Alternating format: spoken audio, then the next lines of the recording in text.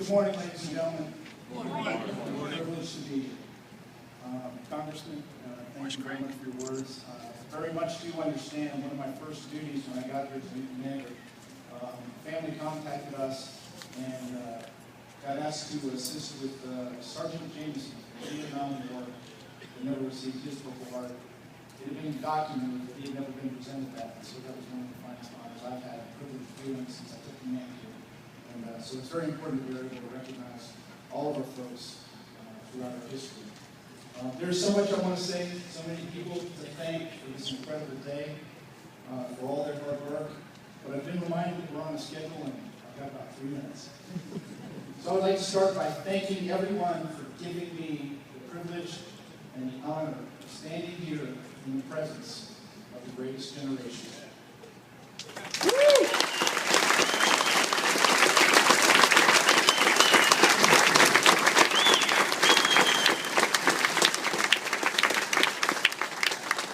It is only fitting that we start there, that we acknowledge the importance of those we honor today.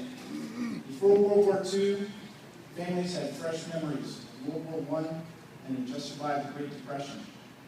Yet everything about our freedom that we take for granted today was protected by the men and women seated in front of us, was paid for in blood and sacrifice in the largest war our nation has ever faced. Seated before us are grandparents and great-grandparents.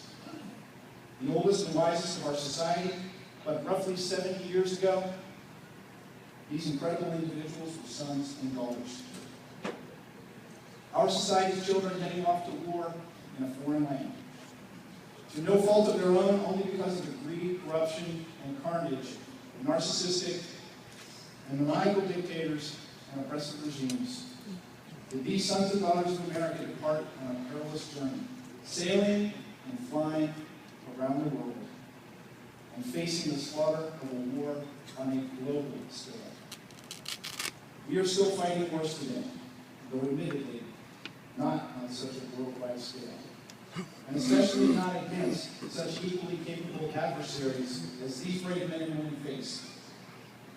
Back in World War II, American weapons were relatively average and equally matched by our enemy. The medicine was still relatively crude. Back then, they were optimistically experimenting with a new antibiotic called penicillin. In today's conflicts, we enjoy the luxury. We enjoy the luxury of absolute military supremacy. There is still death and sacrifice today, as we were just reminded with the tragic loss of Air National Guardsman Staff Sergeant T.J. Laredo. And the pain is just as real. But even the most cursory review of the statistics clearly shows the odds to be in our favor today. Just as a ballpark idea, each individual sent off to war 70 years ago was roughly 400 times more likely to be killed in combat compared to the first Gulf War. Statistics for the war on terror are not complete, but the trend is very similar. We face death today, but not anywhere on the scale that these honorees face. Honored guests, I will refer to World War II as your war, not attributing you to starting it, but in remembering and honoring that you finished it. You are the champions. It was your experience and your victory. In your war, you were desperately scrounging to find a clean pair of socks. Today, we find ourselves whining about internet and cable TV. No TVs, no cell phones, no internet, no email, no video calls, no Facebook, gasp, no Twitter. For the majority of your war, your social network is